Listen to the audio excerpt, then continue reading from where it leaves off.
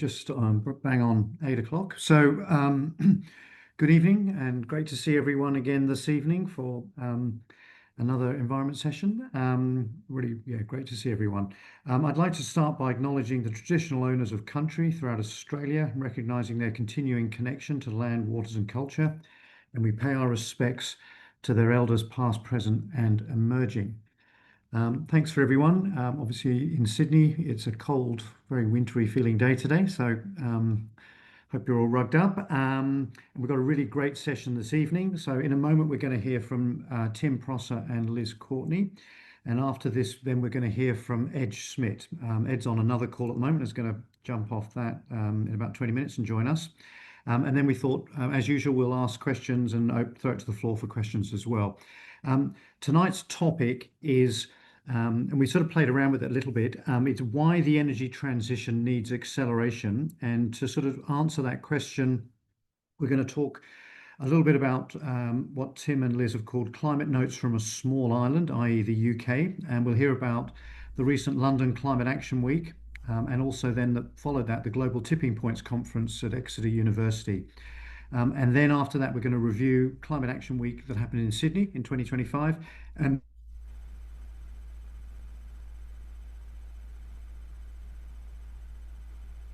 How's that? Tim and Liz have got lots of different things they want to share with us.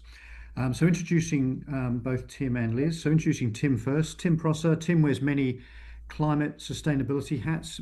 He was including as being a founding member of Climate Action Week Sydney, and he was at the recent London Climate Action Week as well. Also, Liz Courtney. I'm going to introduce both of them because I think you're both going to sort of dovetail as we go here. So I'll introduce Liz as well. So Liz Courtney is an award-winning international film director. She has extensive communications marketing background and uses this to build global environmental programs. She was also at the London Climate Action Week and then followed up at the Global Tipping Points Conference in Exeter. So they're going to talk about both these conferences, and also interestingly, they're both members of our environment group. So thank you very much to both of you for making the time and joining us this evening, and over to you both. Well, thank you to both of you. Hi to everyone. Hi, Tim. Hey, Liz. Hi to everyone. Great to see some familiar names in the audience. We have a number of slides prepared, but Liz and I really are going to riff off each other and have a bit of a conversation about the experience of what London Climate Action Week was like. We both attended different kind of streams within that week, and then also traveling down to Devon, my home county, in order to experience the Global Tipping Points Conference. If you do have questions, please just jump in the chat and document them. We'll come and I'll try and keep an eye on them as we're going. Otherwise, at the end of our time, we've got some time just to go through some of those questions if you do. So if they're fresh in your mind, just drop them in the chat and we'll try and keep an eye on them. Just to let you know, the pack will be shared afterwards.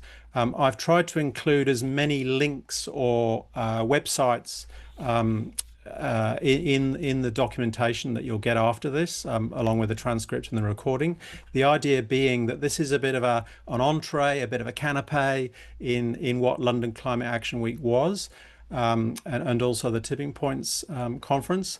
There was a vast array of content and material shared, so this is merely a taster of what we experienced over that week. So Liz, over to you for some introductions and maybe. Well, I think you've said nearly all of it. It was such an honour to also be there. I was actually speaking on the first day with WRI, the World Resources Institute, and my recent film on Antarctica was also shown there. It was amazing to see some familiar faces in the audience who surprised me. But it was a whirlwind week, really engaged in a number of different events. And I just chose two that I really thought would be interesting to talk about from my perspective, from storytelling and my passion about the energy transition. Loved being in London. I can't talk about the traffic. The traffic in London was extreme, and when I say extreme, it's a capital E. Weather was magnificent. I spent the first few hours trying to work out where the air conditioning switch was, where I was staying, to realize that there was no air conditioning.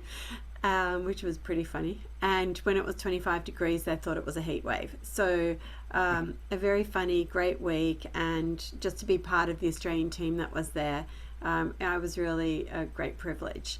So I think, Tim, over So to you. a bit of context. So this was the seventh iteration of London Climate Week. This year, and as has been the case in the previous years, it's doubled in size every year. So the program this year, it had representation from all sectors of industry, from government, from education, from non-profits, to just very small events to very large events. There were over 750 events on the program. About 50,000 people were involved over the entire 9 days. We were very lucky to be party to, so this opening slide here is the venue for the opening event that was on the Monday evening. We were very lucky to get an invitation to attend. Just a very wide variety of all kinds of people, from youth to non-profits to philanthropy to captains of industry and partners. And the Wellcome Collection itself has a very interesting position in both the climate journey and also historically in London. Liz, any reflections on opening evening? No, look, I was just, I thoroughly loved it. There was such a vibe in the room. And I think what struck me, and I shared this with you as well, Tim, was that it was a very optimistic opening night. And I kept coming up with feeling quite optimistic from some of the conversations that were being shared, particularly on the drive that many had and the vision that they had. And I think this opening night was really set the framework for the week, and it was just a taste of more things to come. But it was packed out. I think amazing to see familiar faces in the audience and to realize that we're a global village, and there were many people in the village to recognize there on the night. So I didn't feel like a lone island from down south. I felt like I was part of a global group. Yeah, I actually bumped into people from Sydney who I had no idea were going to be there. So that was quite a very small world kind of example. Just a little bit of a taster of some of the events that I went to. I have a very professional interest around the emissions profile generated from technology. It's a very poorly understood area, but we're all complicit in the number. Just for example, at the top of this page here is a link to a Nature article from last year that suggests that if we as an individual have a 1.5 degree Paris aligned commitment, 40% of your individual carbon budget is consumed by your digital exhaust, your existence. Emails, streaming, meetings like this, all those cat videos come with a cost. So there are over 4 billion people connected now to the internet, and we need to have a much greater visibility of that emissions profile. So I attended 3 events over the week related to that. A Sustainable IT Impact Summit, a kind of meet up with a whole bunch of technology practitioners right in the weeds of running technology, and also a think tank from Belgium who ran a kind of governance around the climate transition. But the ever-present conversation throughout every event I went to is artificial intelligence. It just seems to have a presence in every event I went to. Very happy to talk about that in more detail for anyone that's interested. Liz, your experience at Solutions House. Well, and giving that a framework, so I'm very interested in solutions and also in how we generate more global optimism, particularly for youth and for the future generations. In 2028, in Dubai, in the COP28, I actually ran the first youth media hub that a COP's ever had, and I had youth media reporting every day for 10 days, and it really was amazing to see their ideas and to see the world and the climate challenges and solutions through their eyes. So this year, Tim and I were very much involved in bringing Solutions House to Australia, and that was with Climate Action Week in Sydney. And so to actually go to see Solutions House where it first came from in London was wonderful to see. And I'll take you through those key steps in a second. I also was interested in the energy transition, how we're using nature to be part of the solution, and what's happening in the transport industry. And I was also very interested to attend a great event with The Guardian and a number of key media influencers in how do we actually flip the script and change our storylines on climate. So let me just touch about Solutions House. It was a one-day event. It was held at Unilever and it was organised by Futura, who also run Solutions House at Climate Week in New York. In New York, it's a 3-day event. In London, it was a 1-day event. I thought that the opening was really innovative. It was called Two Steps Forward.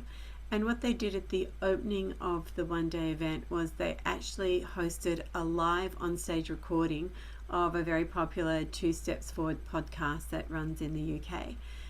They actually hosted it as a really early morning opening session at Solutions House, and they really debuted like a special edition that was solutions focused, and in that they interviewed some leading sustainability officers, chief sustainability officers for a number of companies, and it was so interesting to watch that live and to hear what it's like to be inside an organization and the things that they look at, consider, and then also the challenges they have to actually take them through the company, get approval and implement them. So that was the first one. The game changers for anybody who's into sport, I thought was a really interesting session. They took one example of football. We call it soccer here, or we call it football, they call it soccer. But there's 1.6 million soccer coaches in the world that coach community soccer, just as an example. And they were saying, led by one of the Italian league coaches, was talking about what we could do if soccer coaches and all different sports coaches were actually trained up to lead health and sustainability at a community level, just to think about how we could actually help influence the youth, how we could actually influence the community, and how that could also have a knock-on effect within the family as to different ways that they can actually lead climate change within the community. And here in Australia, I was actually lucky to be given a grant by the federal government. So 3 years ago, I actually launched the Sustainable Sports Program. So I've seen firsthand at a grassroots level how young kids and young players really want to be part of change. So I think it's a very interesting concept for us to spread more broadly, and I know cricket and football are doing that here in Australia. I might move on to just the cultural nexus, which I thought was also really interesting. And in the cultural nexus, they really talked about the role that culture plays, storytelling plays, art, imagination, how we actually need to use the potential of creativity to reframe the climate story and to look and inspire ambition within the next generation.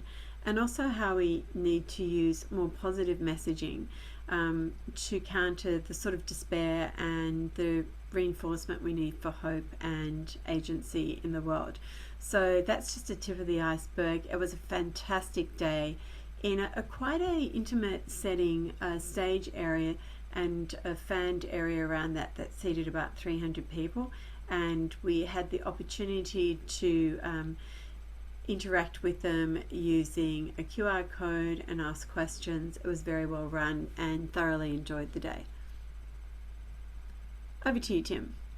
So in the middle of the week was a major flagship event at Guildhall London. This was for over 3,000 delegates. The Guildhall, for those that aren't familiar, is the City of London's kind of town hall equivalent. It's built on the site of a Roman amphitheatre. So if you actually go into the basement, you can see the archaeology of the old amphitheatre. The building itself is over 500 years old, so it's a bit like walking into Harry Potter's dining room. It's just, you're surrounded by, you can see in the top photograph there, you're surrounded by all these sandstone statues, coats of arms, and lots of gilt. So there was a major series of events there over the day. And Liz, I think your favourite of the day? Yes, I really wanted to speak about my favourite of the day. I might have killed a few legs trying to chase the key speaker afterwards, clamoring out of those chairs. But if we go to the next slide, I was really interested in the pathway to clean energy transition. And I think one of the things that really struck me was this particular team, and there's a link at the bottom, you can actually listen to the whole session. It was the power, the positiveness, the determination, again, the optimism, and the frankly, we can do it attitude that they brought to this session. It was in the morning and it really set an amazing tone for the day, which was like, we're facing strong headwinds. It's going to get tougher for the next 5 years, but we just have to push harder because we can do it and we will do it. And I was so inspired by this session that I clambered over so many people's legs to get out and go and chase down one or two of the keynote speakers. But let's just hear the tone of Lord Adair's talk. He's chair of the Energy Transition Commission, and then I'll just give you some salient points. Okay, we don't have any sound. Power. And at the Energy Transition Commission, we'll be producing in 3 weeks' time a report looking at how you do that decarbonisation on massive scale while supporting electrification. And we have looked at the challenge in different regional archetypes. We've used particular countries as examples of particular climatic conditions. We've looked at China, India, Spain, and the UK. And we have 3 overall conclusions. First of all, it is absolutely technically possible to run systems which are as much as 70 to 80% dependent on variable renewables, and economically possible to do that in a way where those systems can deliver round-the-clock electricity at costs, total system costs, generation and grid, below today's fossil fuel-based systems. And we talk in the report about the storage mechanisms you use to do that, the batteries, the compressed air, the pumped storage, the hydrogen, the flexibility of the turbine fleet, whatever your turbine fleet is, running it on a more flexible basis, and the crucial importance of demand-side flexibility, time of day pricing. That's conclusion number 1. It's possible, and it's possible pretty much across the whole world. The second conclusion, and we didn't know we were going to reach this, is that it is much easier to do this in the low latitude global sun belt than in the high latitude wind belt. Because in the global sun belt, in Africa, in India, the challenge of balancing supply and demand is fundamentally diurnal. How to keep the air conditioners running in the evening after the sun has come down. And in those areas, solar plus battery is going to be the killer app of the energy transition to a far greater extent than people realize. So just a sample of what it sounded like and how vibrant it was to be there at this time. I think these are the 4 key takeaways for me, which was about clean energy and scale up, looking at the urgency for policy reform, using innovative technology and AI to boost that transition speed, which we need to reach across by 2030, looking at how we leverage insurance and we look at how we can de-risk mechanisms to attract that investment that's needed. We also looked at these emerging markets, particularly in Africa and India, and how they are going to need approximately $1.3 trillion per year in the energy transition. And I think that was a really big noise that was made during this conversation. And we looked at innovation and policy. So we actually need to have bold policies to actually sustain the momentum towards net zero.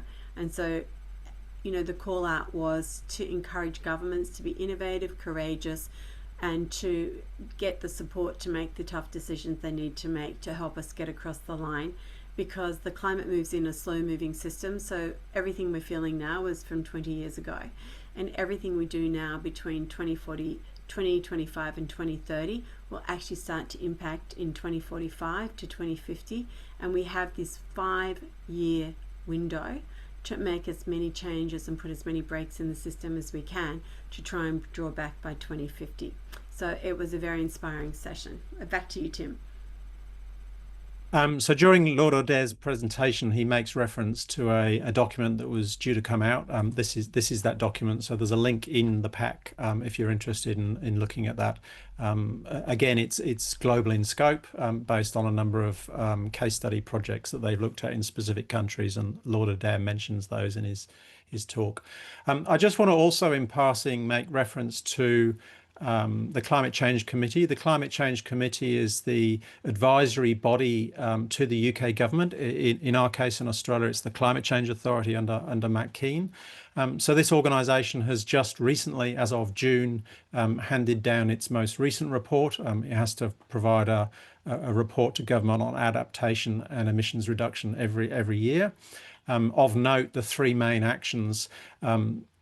They've made significant progress since 1990 levels, although now looking ahead towards the NDC goals of 2030, only 38% of the emissions required by that date have credible plans. So there's a lot of celebration of the work that has taken place so far, but they're now really getting down to the hard stuff over the next 5 years.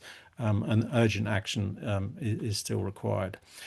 Just a very high-level summary there of the two documents that I just referred to in that previous slide. So if you do want to follow that up later, that's some commentary there. Continuing the theme about energy, I just want to make passing reference to Octopus Energy. Octopus Energy hosted another flagship event. There were over 3,000 people in attendance in Battersea for this event. It included a guest speaker cast of really interesting people. You've got former commander of the International Space Station. You've got Sir Stephen Fry, the broadcaster and journalist.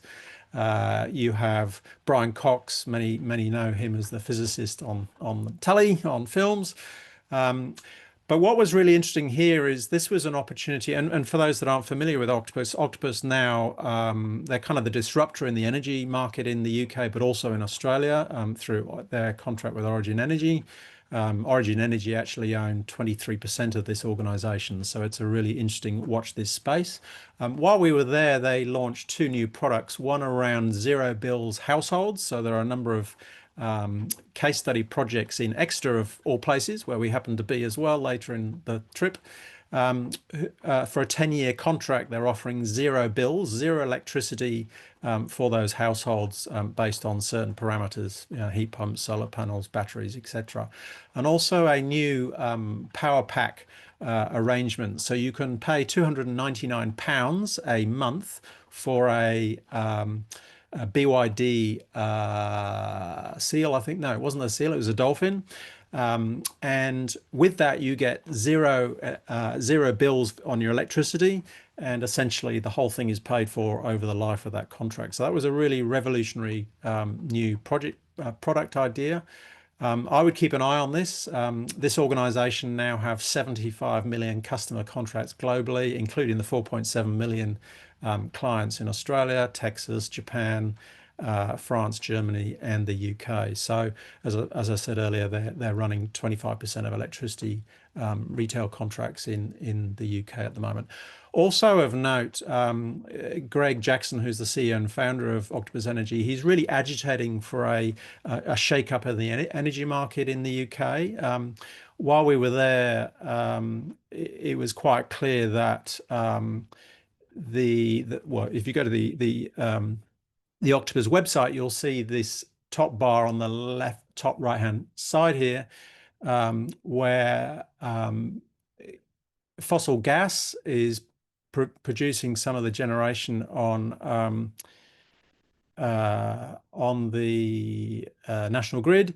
And in order to pay for that gas and also curtail renewable energy supply, the customer is being asked to pay $715 million from January until end of July this year. So it's creating this debate around let's get off gas and onto full renewables as quickly as possible and not get caught in the middle. So there's this dual cost exposure.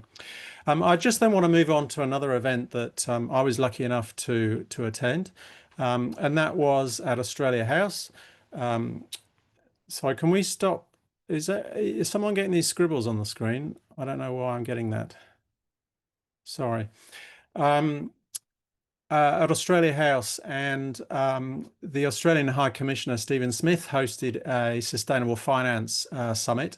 And London really is the leading world leader in sustainable finance, and this was really an opportunity for Australia to present its opportunity in the transition and really lay out its stall. I was very impressed with the way that Australia came across on that evening, and it really presented itself in a very can-do, can be part of this, please come and invest in Australia kind of approach. And we also had a small group, a small delegation of Australians at London Climate Week, and we met quite frequently, but initially in order to find some very good coffee in London, which was a bit of a struggle initially. So that was great to convene that community. So Liz.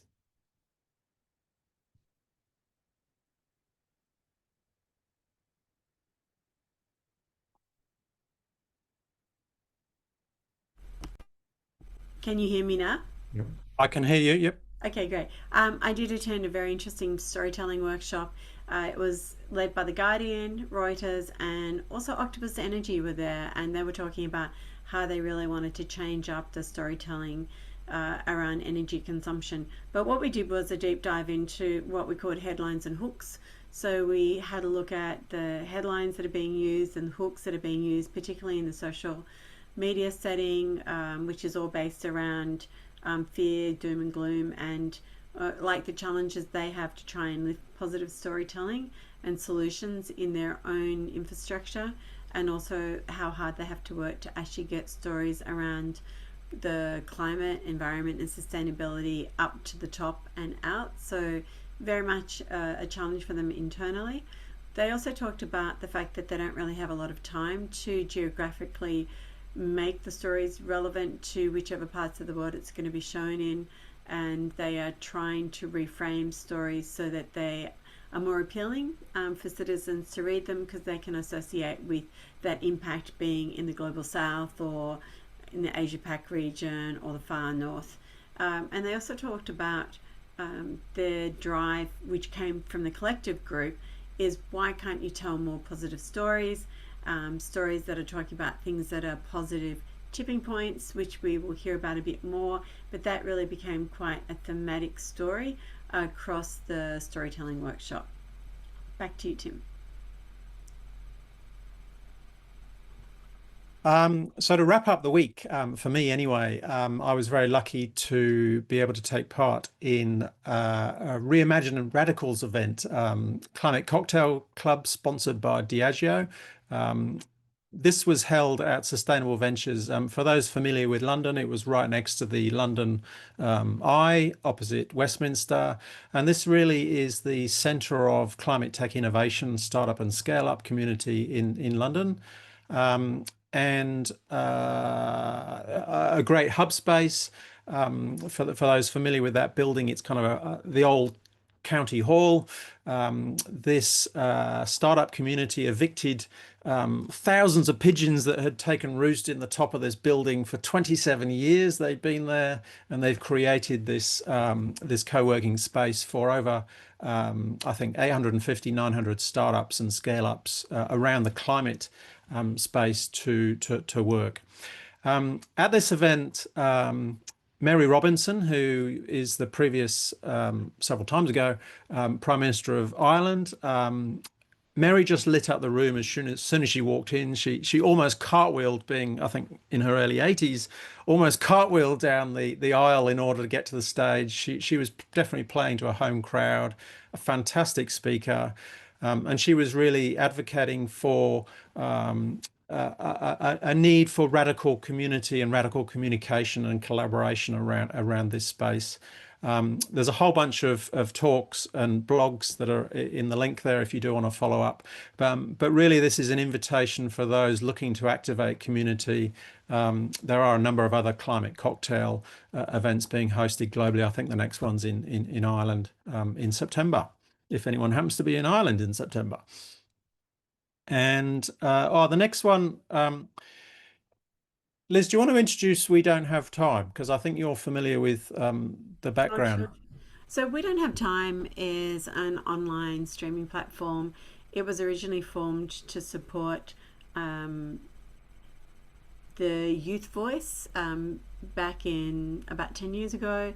And I think from that point in Scandinavia, it grew and became global, and it's now really the largest online space for climate discussion and climate streaming. The program that I did for COP28 was actually streamed on We Don't Have Time to about 7 million around the world, and it really was the first start when Greta Thunberg was working and putting her messaging out, that a group got behind her and started We Don't Have Time.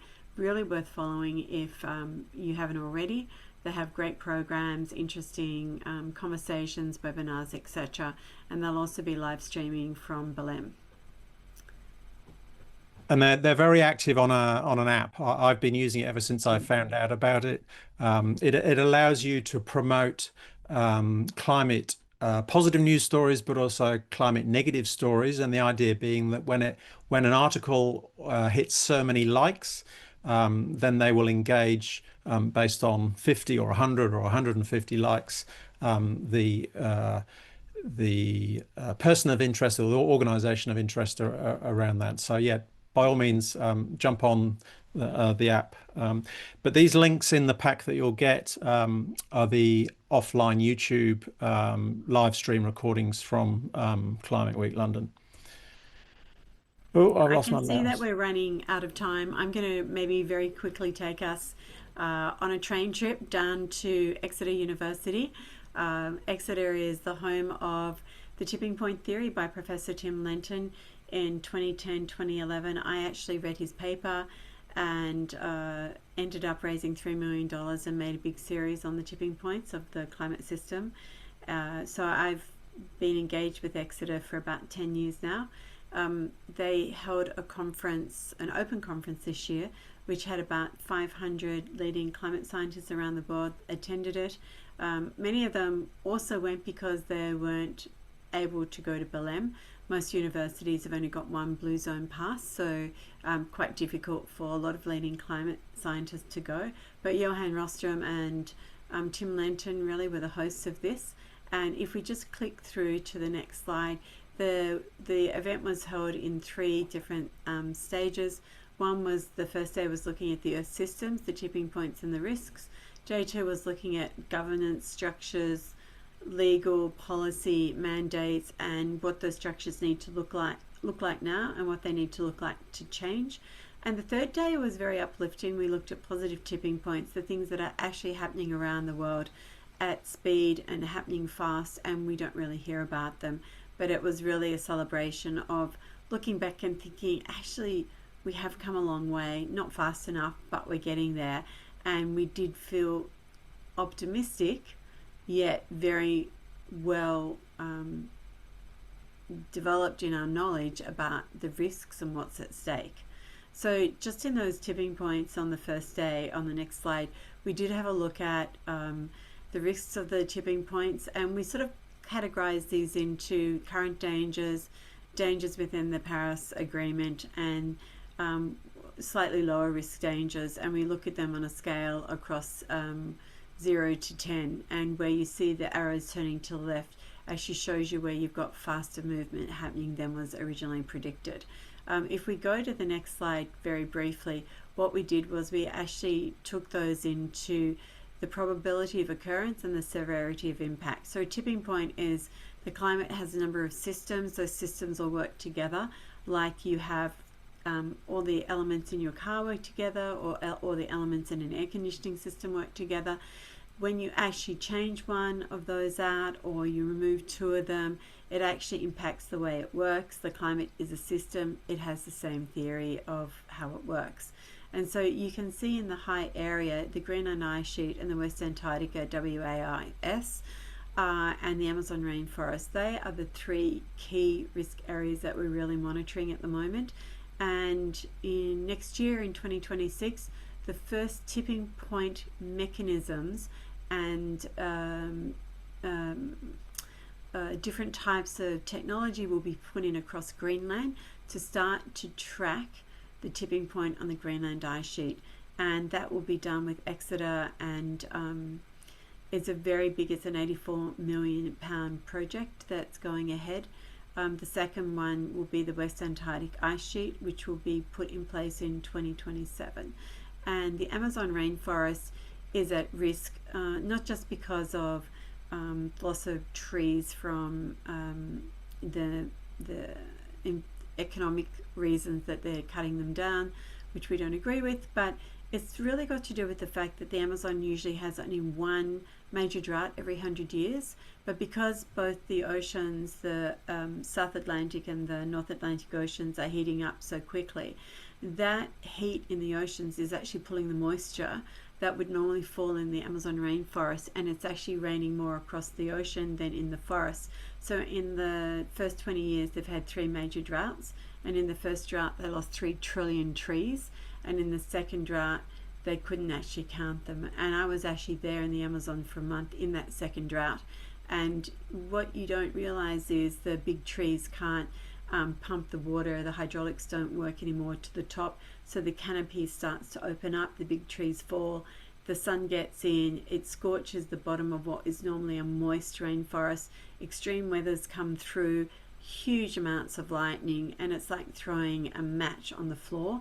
And when you have a runaway fire, it runs so fast through the forest because it's dry.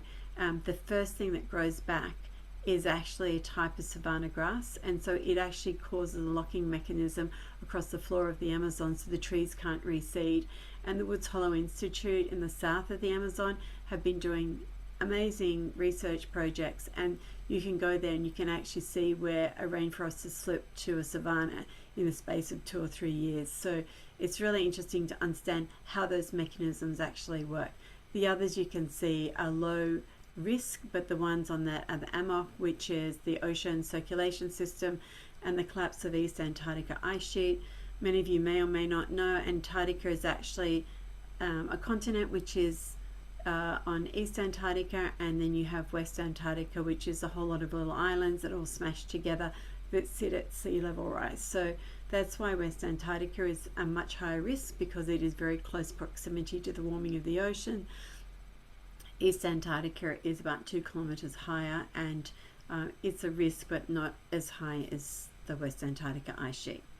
So I think there might be one more slide. Can't remember. Oh, Tim, yes, there is. Hang on. really quickly.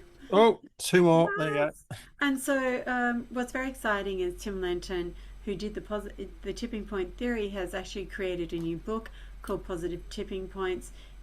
Positive tipping points are the moment reinforcement feedbacks make change self-propelling, triggering a cascade of actions at increased speed towards positive outcomes like rapid decarbonisation, the acceleration of the energy systems, greening cities, mobilising zero-emission transports.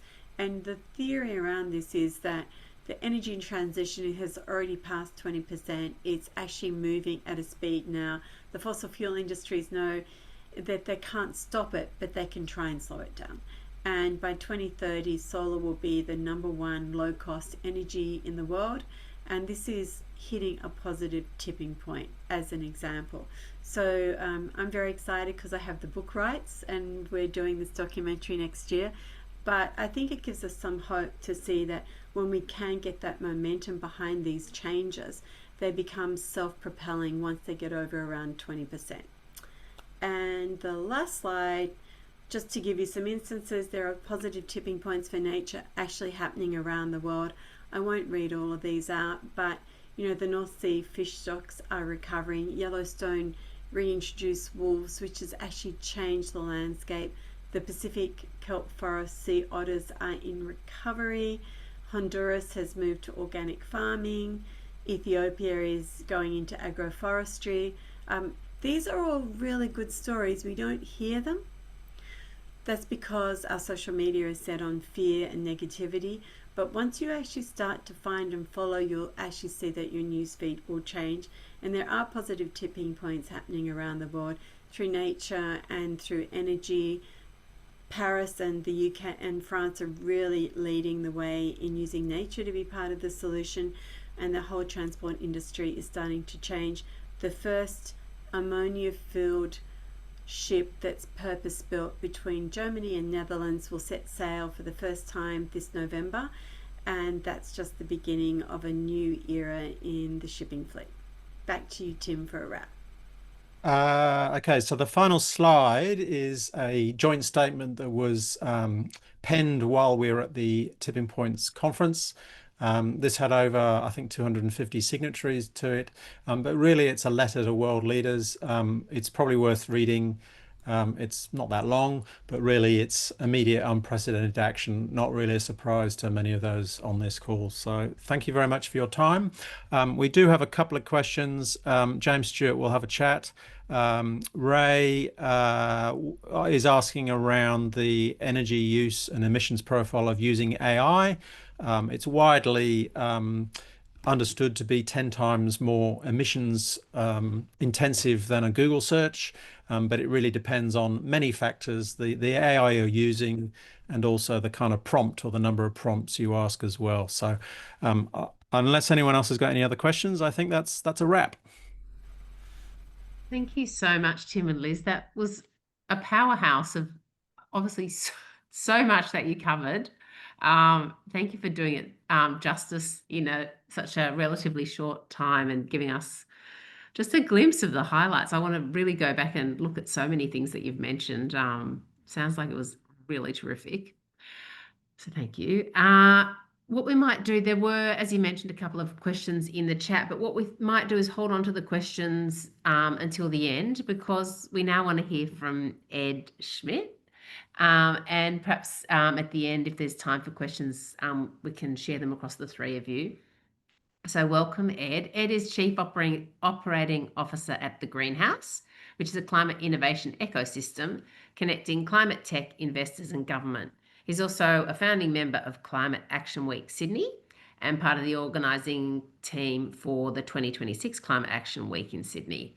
Ed's going to reflect a little on this year's Climate Action Week in Sydney in 2025 and look ahead also to what's in store for the 2026 Climate Action Week. And I'm so excited to hear more of what's going on, Ed. So over to you. Thank you for that intro, and thank you for having me. I'm just figuring out how to actually share my slides. So if you bear with me 1 second, I'll get there. It should be.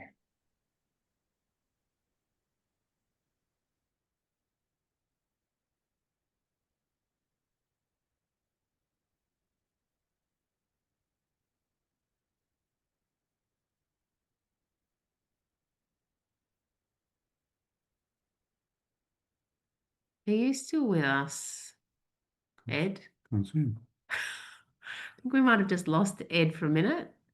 Should we do a couple of the questions while we wait? Just while Ed's coming back on. Right. Yeah, Oh. I'm back here. Yeah. So clearly to share, I had to press a button and had to restart. So I do apologize for that. Okay. Here we go. Great. Thank you. So you should be able now. to see this now. Yep. Yeah, that's thank you. Fantastic. Yeah, so how do you top that after, of course, hearing about these amazing events in London? And as Tim and Liz mentioned, by the way, both fantastic, amazing contributors to the Sydney Climate Action Week as well, the last 2 years. So we're going into our 3rd year. But I'll give you a bit of an update on what happened and the impact of this year. Yes, the reflection on London is 7 years in. We're going into our 3rd. There's definitely heaps of learnings that we can take from London. London is actually quite similar to Sydney in build up or in presentation. It's more community driven, and there's a clear delivery from general public as well as industry in support, where New York is quite industry focused.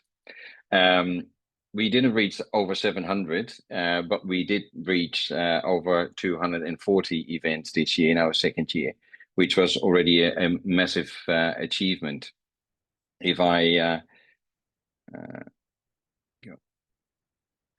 if I show a little bit of what happened at Climate Action Week in 2025. In 24, we came from an MVP, the original idea of 5 to 10 events, and hopefully getting 500 people in the room. We ended up at 246 events in this year's Climate Action Week Sydney, and over 12,500 visitors to the different events across many venues. We had 53 venues in total to participate with amazing content. And also coming up in Tim's and Liz's conversation is the need for action. And I think this is something that Sydney from day one has predominantly focused on, is how can we actually see action in real life? How can we actually move people to take action and deliver impact? So for us, it was quite important that we just let it go. From an MVP of 5 to 10 events, the first year became 126 events. And it showed that people had a real interest in understanding how they could actually deliver impact as well. If I look a little bit on the numbers, and it's one thing that we focused on from day one as well, is how can we actually measure that impact from something like Climate Action Week. So I said over 2,500 tickets sold across the different events, 246 events. I mentioned 53 venues, actually 93 venues in total. But I think what the impact really spoke about was us getting out of a bubble, because we're so used to our little climate ecosystem. Everybody knows everyone in Sydney and around. But seeing actually the wider or greater Sydney area really embracing it and getting involved, for us was a sign that there's an opportunity here, opportunity to engage with them, provide them with more information, really educate them as such, and see that translate into real action. So we see in a number over 70% of new attendees, and for us that was the really important sign that there is an opportunity here to further grow this. In growing, not necessarily thinking about more people, but the quality of conversation and the opportunity to translate it into action. Our media reach, amazing. And this was not only because of more events and a higher level of engagement, but it was also the people involved. So from speakers, international speakers that we were able to attract this year, getting government involved, which is always interesting because they're less likely to actually show and commit. They were heavily involved this year across the different events, and major venues as well that delivered bigger exposure.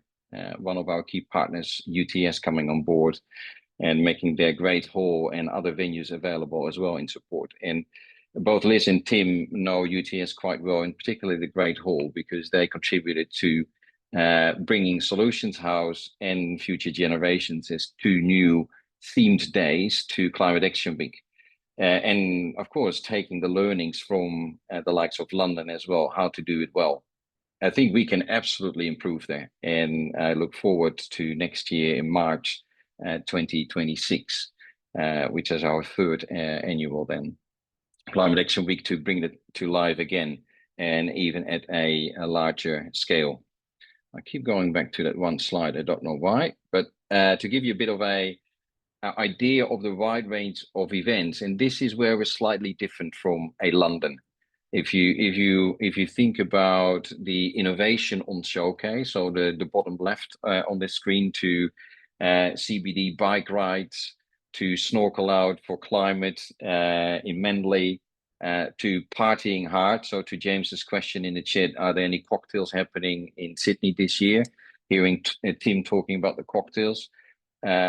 We do believe there's time for celebration as well. Definitely celebration on climate action.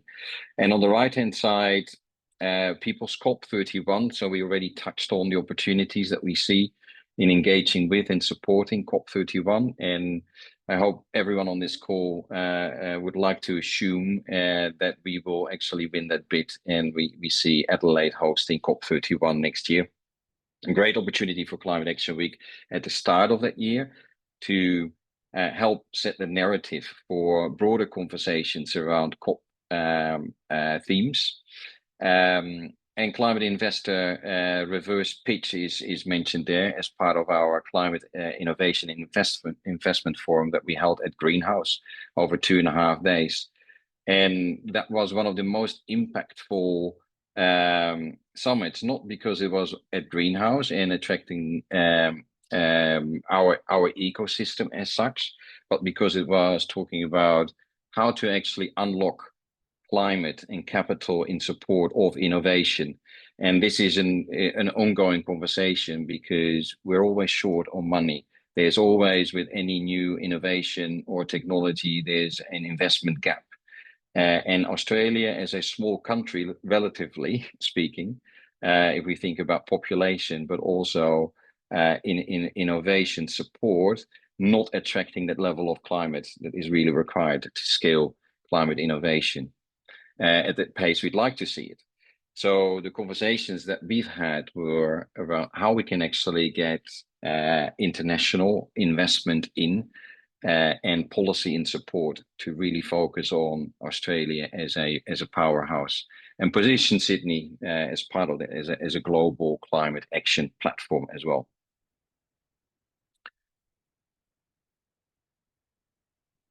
So who attended then Climate Action Week?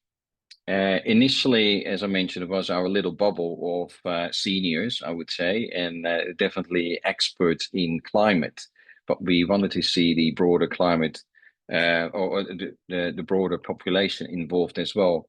And through the diversity of events held at Climate Action Week, we saw actually a stronger focus on millennials representation, as well as a younger audience. And again, thanks to Liz in particular, they're bringing future generations to Climate Action Week this year, which attracted a younger audience. And this is one of those key focuses as well for next year.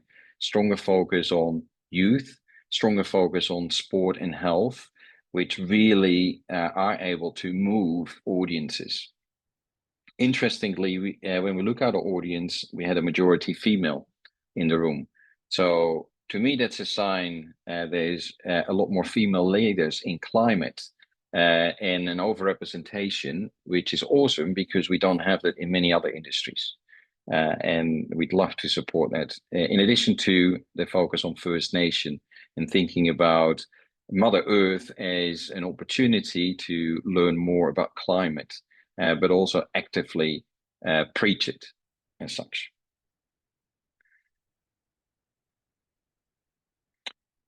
As part of our impact data, we also asked post-Climate Action Week. And by the way, I have a full report that I will share with Stephen and Caroline to share with everyone on this call as well. So there's a lot more data behind the experience during Climate Action Week. But if we look at the attendance experience, although some events, and this is community-led, of course, thinking, some events attracted maybe 5 or 10 people, but the conversations were of a level that people were, even with a small audience, really engaged and wanted to be involved and walked away really inspired to take action. And as a result, we've seen mostly positives, really feeling inspired and motivated, very likely to attend again. A great experience across the board with events. And for us, a real indicator that we're on something really amazing is the interest in active support for. And this can be as an event host, it can be as a sponsor, it can be as a partner, or it can be as a volunteer. This is where Sydney is also very different from London. London operates under E3G, which is originally a think tank, but further developed and started hosting the London Climate Action Week, and they have a massive team behind them that they can scale up towards London Climate Action Week, where in Sydney we heavily rely at this stage still at volunteers, and we had over 60 volunteers supporting the delivery of Climate Action Week this year. We have a very small team that is partly Greenhouse and partly made up of stakeholders, including the likes of Tim Liz and James, I saw on the chat as well on this call.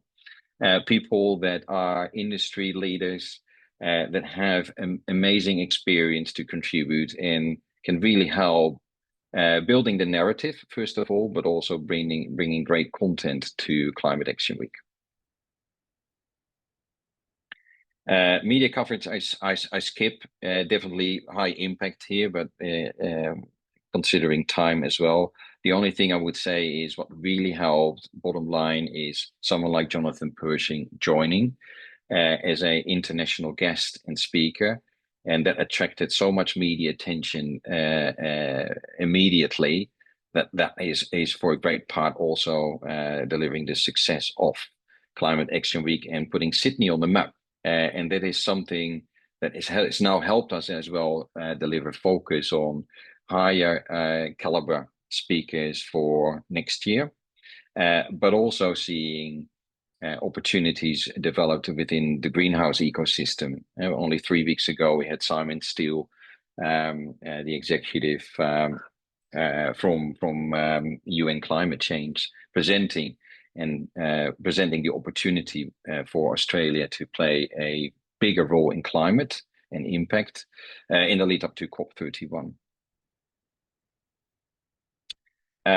Just a quick overview of some of the people that presented during Climate Action Week.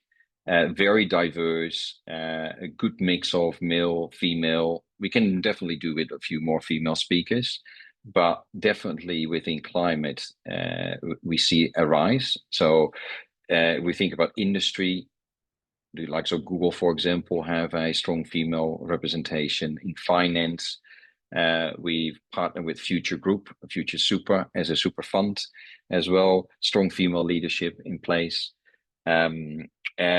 Universities we've worked with and partnered with. We had, the old experience, including Ross Garnaut presenting. You can't miss him, when we talk about climate action and the focus on renewables in the mix. And someone like Matt Keane, he's probably the most asked for speaker over the last six months, but definitely making an impact in delivery. And then lastly, I'll touch on Cal Glensnick from a youth perspective as one of those strong youth leaders already expressed interest to be heavily involved in Climate Action Week next year. So talking about sponsors, because this has been our challenge as well, where do we get funding from? So London is funded through philanthropic, and this is something not at scale available really, or for us to unlock in Australia. So we rely heavily on government, which sponsors the City of Sydney and the New South Wales government, Investment New South Wales, and industry. And this is where we were able to work with Future Super and Salesforce. And then so Boundless, the only philanthropic there. And then in-kind sponsorships across the board. And that's something that will continue. We're very proud to say, not yet official, but I'm happy to share that is in this little forum that Future Super will come on board again. And especially thinking about how they can, or we can develop a true partnership where they're involved in not just providing us financial support, but also delivering great content in conversation. And it's that type of partnership that we're really looking for. So anyone on this call that has an opportunity to partner and would like to discuss that, we're very open to that. So thinking about 2026, then I'll keep it short. One opportunity, of course, is the alignment with COP, and especially where we do believe that we will win that bid, and we will all be working. We see that in government as well. Established DQ has created a specific department and have been hiring the last 2 months in filling that team. They're building a key strategy. Hopefully by the end of next month, we know that we won the bid, first of all, but the official themes will be presented as well. We would like to be one step ahead in our thinking and look at what are some of these key streams and themes we can look at, and especially learning from the last 2 years and London in particular, what is some of the key focus that we should include. So green finance and investment, I mentioned it earlier on this call. There's definitely there's an appetite, but there's a lack of big investment in climate and innovation that will definitely be featured again, because we want to have these conversations. We want to show the importance, and we also want to highlight the opportunity for Australia to play a bigger role. Sustainable fuels in the energy transition. It's all part of also the innovation and opportunities that exist. Sustainable aviation fuel in particular is one topic that has been discussed over the last few months, in particular as an opportunity for Australia, with Asia Pacific the fastest growing aviation region, and definitely Singapore focused on that. And I say Singapore because this has been the World Economics Forum focus to build SAF experience out of Singapore in partnership with multiple parties. And we've had conversation with the World Economic Forum out of Greenhouse to take that conversation to the level where Australia is also included, but also seen as an opportunity market. Sport health, I mentioned earlier, underrepresented, but a focus for us to include. We have groups like Cricket for Climate, Ocean for Climate as well, that we really like to engage with, and they've expressed their interest to help us and support us. Future generations, and taking the learnings from what Liz and Tim worked on this year, getting more people involved and building it out also into schools, and this is really important. We've seen already a younger audience getting involved, but ultimately we need to hand over to the younger generation. We need to give them the building blocks, but also the opportunity to think about what the future generation world looks like, and give them the platform to have their voices heard as well in support. And we see the likes of Damon Gameau with Future Council also thinking how this younger generation can have a true voice.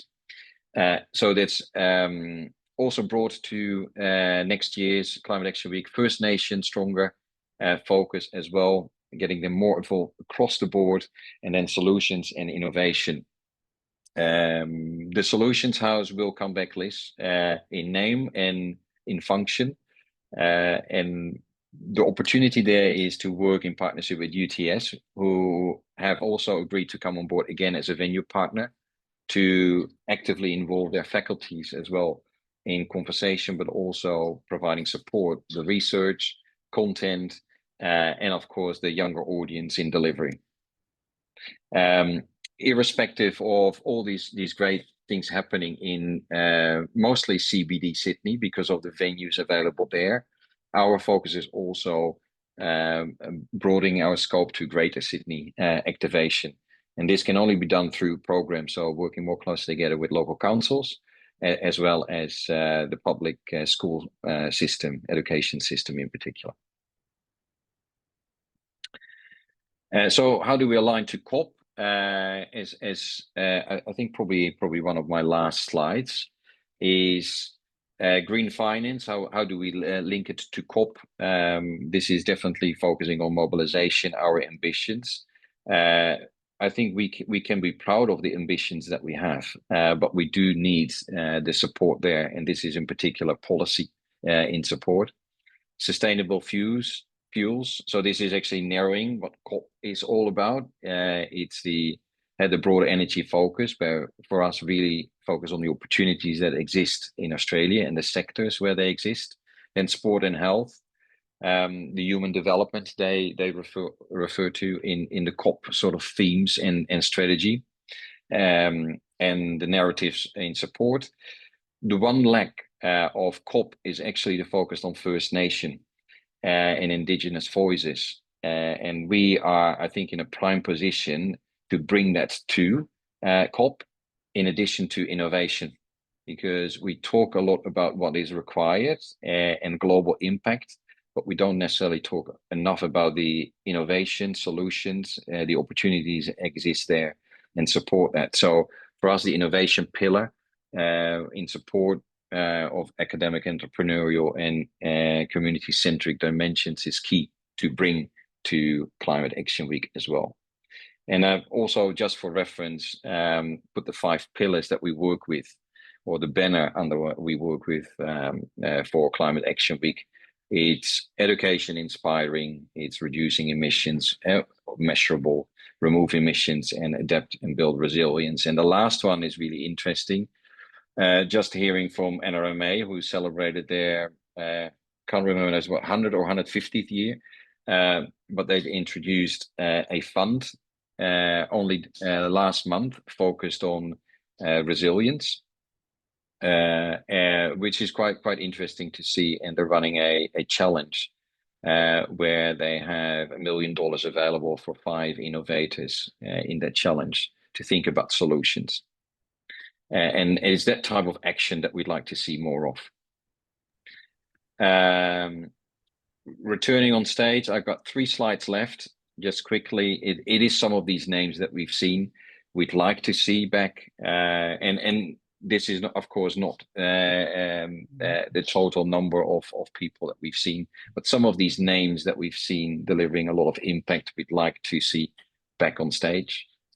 And with that, in addition, we will definitely see a number of international speakers joining, although driving a little bit against reducing carbon emissions because they will all fly into this country.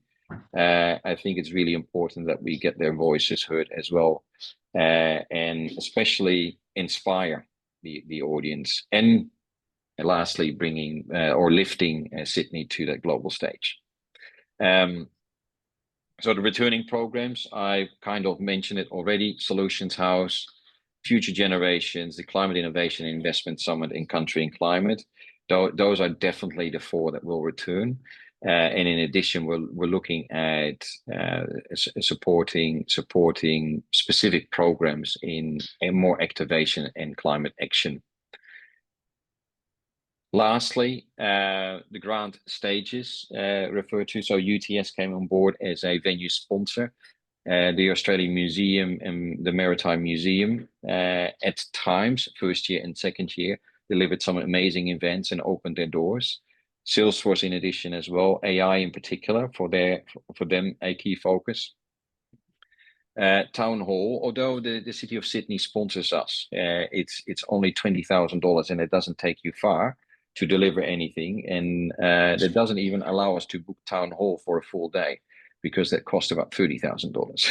So it's quite interesting to see, but we have a plan in place in partnership with a number of key industry players to get access to these type of venues. They not only make a difference to the audience participating in these events, but also, again, lifting Sydney. Because if you've seen, or remember the slides Tim and Liz showed earlier, amazing venues, and they do make conversations more interesting as well. The Opera House is high on our wish list, and we may have found a partner that can get us into the Opera House for opening day. So for us, really important to see that happening as well. And this is my last slide, but it's more an ask. If any in your network has crazy ideas or opportunities for us to help increase the visibility, deliver impact, and ultimately influence, and help us continue our legacy, then we'd love to hear from you as well. Whether it's hosting, whether it's sponsoring, whether it's volunteering, we need these people because that brings really Sydney together and our voices together as well. So I'll leave it at that. Happy to see any questions that you may have, and I hope it has been helpful as well. But as I said, I will share a full impact report from this year with you, giving some idea on what next year may look like.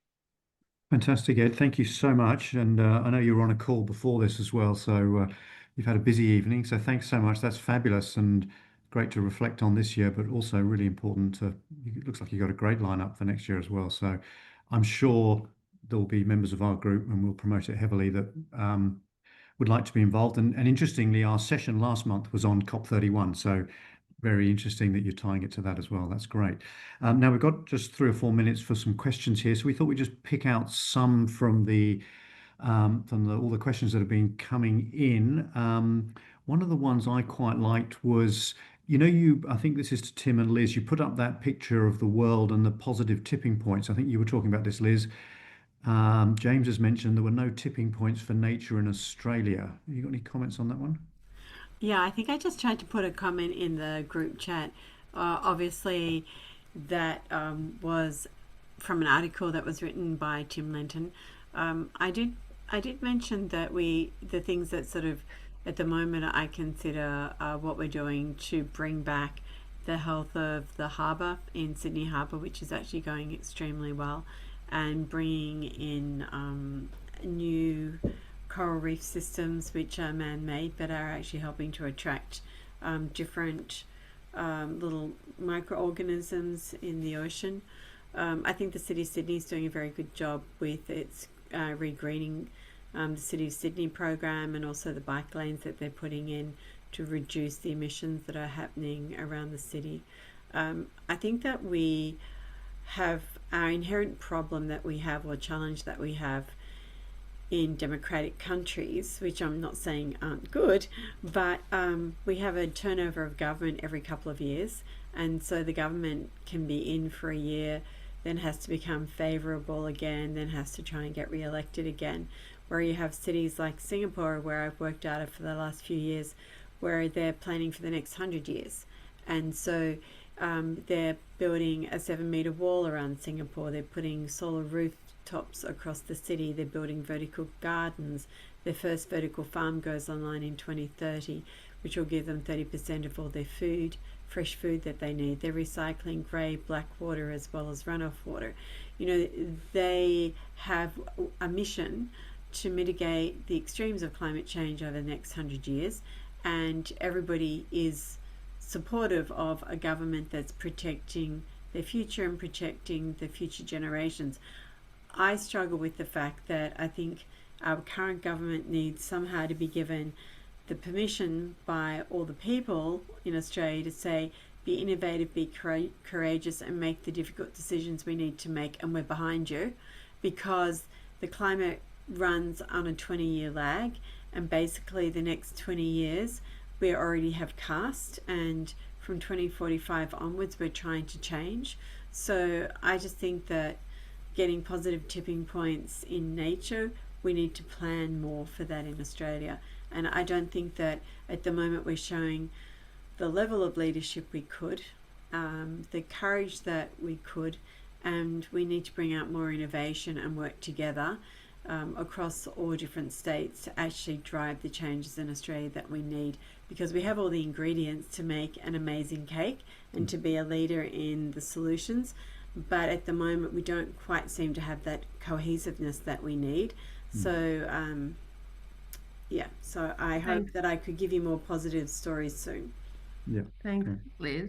Amazing. And I suppose to tie what you were talking about, a positive tipping point and perhaps something in our nature, Ed, maybe that could be another key stream, looking at nature in one of the upcoming cores.